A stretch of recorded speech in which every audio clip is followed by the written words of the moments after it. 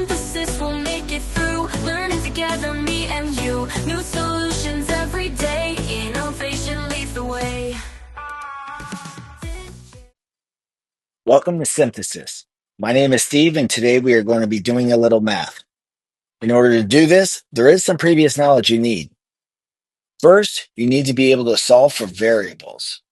In addition, you also need to know a little bit about exponents and square roots. If you haven't learned those yet, no problem. Please see the description below for videos to help. In order to fully understand what we're going over, let's consult an expert. Yeah, this'll definitely work.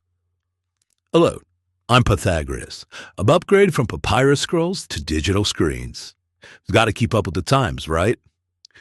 So let's talk triangles. Wait, don't scroll away. I promise this won't be as dry as that history class where you secretly played with your phone under the desk. Have you ever played a video game or sport where you needed to find the shortest path between 2 points? Maybe you're navigating through Minecraft or plotting your next play in football. Ever thought about how a game calculates those distances? Spoiler alert, it's all about triangles. Let me introduce you to the star of the show, the Pythagorean theorem. Sounds fancy, but it's basically the OG life hack for right-angled triangles. It's like a cheat code of geometry. Here's the deal. Right-angled triangles have one angle that is 90 degrees, like the corner of an iPad. The hypotenuse is always the longest side and always located opposite of the right angle. The hypotenuse is always c in our equation. As my theorem states, a squared plus b squared equals c squared. If sides a and b are the legs of the triangle, and c is the hypotenuse, then squaring a and b, adding those together, and then finding the square root gives you your hypotenuse c. It's like combining two power-ups to unlock a new ability. Let's put this into a scenario. Imagine you're designing a skateboard ramp. You want the base of the ramp to be 4 feet and the height to be 3 feet. How long should the ramp, or as we now know as the hypotenuse, be in length? Let's crunch the numbers. All right, so A is 4 feet and B is 3 feet using the theorem a squared plus b squared equals c squared. We now have 4 squared plus 3 squared, which equals c squared. All right, well, 4 squared is just 4 times 4, and that'll give us 3 squared is 3 times 3, which will give us 9. So on one side of the equation, we have 16 plus 9, and on the other side, we keep bringing down our c squared. 25 now equals c squared. The reason we keep bringing down the square with this is so we don't forget to do a little thing I call unsquare it later. Unsquaring a square is like doing the inverse of multiply, which is divide, or the opposite of add, which is to subtract. When we do anything other than combining the like terms in an equation, we have to do to one side as we do to the other. For example, here we need to get the square off of the c. Therefore, we'll find the square root. This cancels out that power of 2.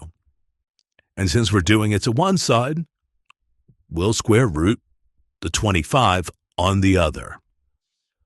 What times itself equals 25? Exactly. 5 is the square root since 5 times 5 equals 25. This means that 5 is the c, or as we now know it, our hypotenuse. So you need a 5-foot-long ramp. Pretty cool, right? This 3, 4, 5 combination is actually something called a Pythagorean triple. Any multiple of 2 of the sides will give you the third. Now, you might be wondering, why should I care about all this triangle stuff? Great question. Have you ever tried to figure out if a TV will fit on your wall diagonally?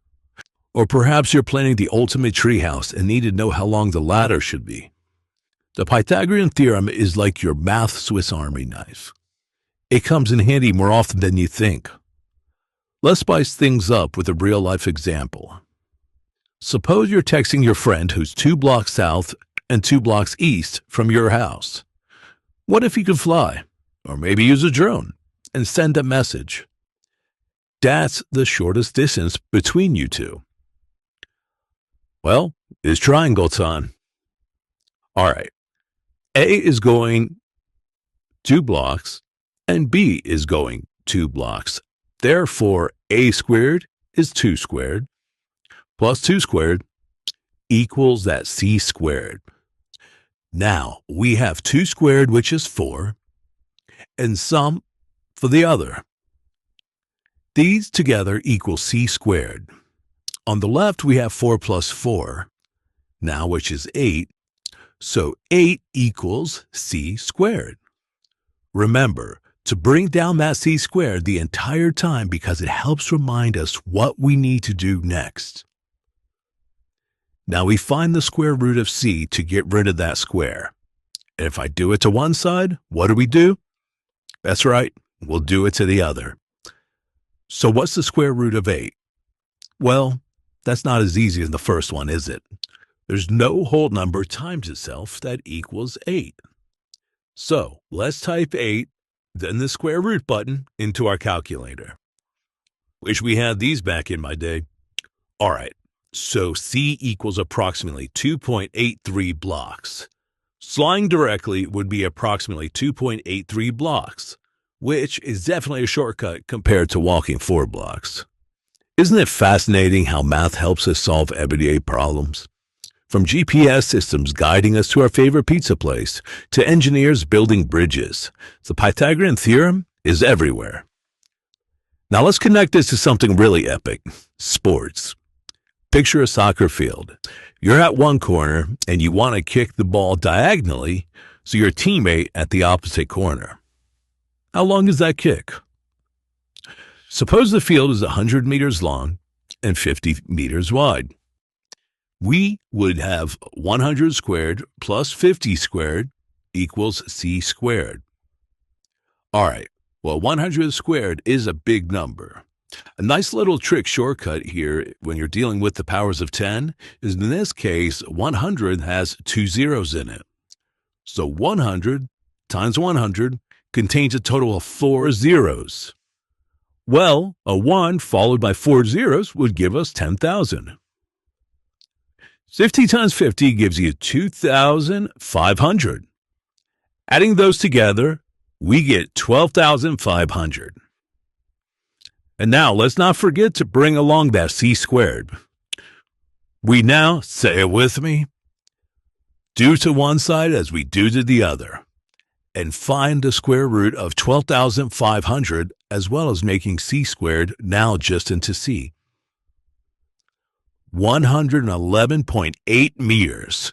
So you'd be making quite an impressive 111.8 meter kick.